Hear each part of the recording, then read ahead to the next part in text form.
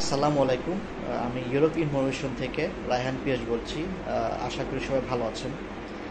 আমার এই ভিডিওটি যারাই দেখবেন তারা দয়া করে আমার এই চ্যানেলটি সাবস্ক্রাইব করবেন। তাহলে ইউরোপের বিভিন্ন দেশ সম্পর্কে আপনারা তথ্য জানতে পারবেন আর কি। তো আজকে আমি আপনাদেরকে রাশিয়া সম্পর্কে কিছু তথ্য দিব আর কি। রাশিয়ার ভিসা সম্পর্কে, রাশিয়ায় কোন ক্যাটাগরি ভিসা হয় বা কীরকম যাওয়া যায় কি না, সেটাই আমি আপনাদের সাথে আজকে আলাপ করব।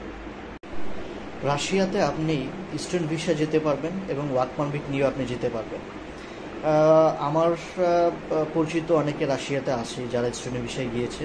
তারা পড়াশোনার পাশাপাশি পার্ট টাইম জব করে এবং তাদের যে দৈনন্দিন যে চাহিদাটা কিছু হলেও তারা ওখান থেকে কাভার করতে পারে আর কি।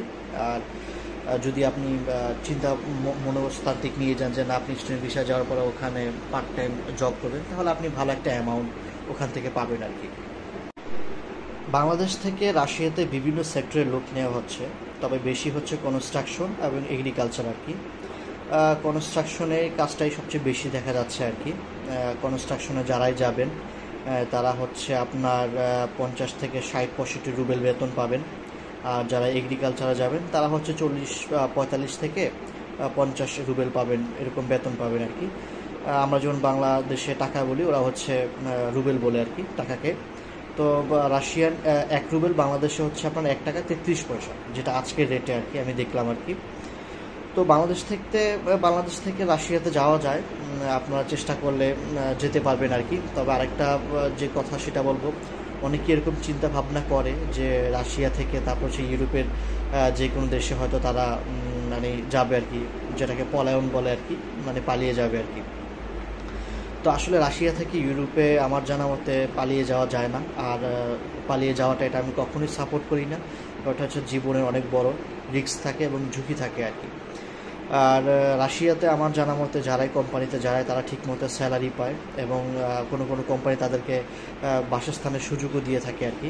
থাকার যে সুযোগটা এটা তাদেরকে দিয়ে থাকে এবং যে ফুডটা, এই ফুডে হয়তো কেউ ফুডের টাকাটা দেয় বা অনেকে হচ্ছে আপনার নিজের টাকায় ফুডটা কাভার করে আর কি।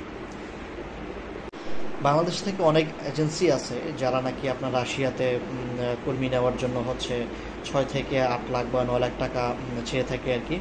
আমি আপনাদেরকে একটা কথাই বলবো, সেটা হচ্ছে আপনি যার মাধ্যমেই যান বা যার মাধ্যমে আপনি ফাইল জমা দেন, যে এজেন্সিতে জমা দেন, বিশ্বস্ত লোক দেখে জমা দিবেন, যাতে ভাই কোনো প্রতারকের শিকার না হতে হয়। কারণ বাংলাদেশে অনেক এজেন্সি আছে ভাই, কাজ করে না কিন্তু ফাইল নিয়ে রেখে দেয় আর কি। তো আমি আপনাদেরকে এটাই বলবো, আপনারা যেখানেই যান বা যার কাছে যান বিশ্বস্ত এজেন্সি থেকে ফাইল জমা করেন।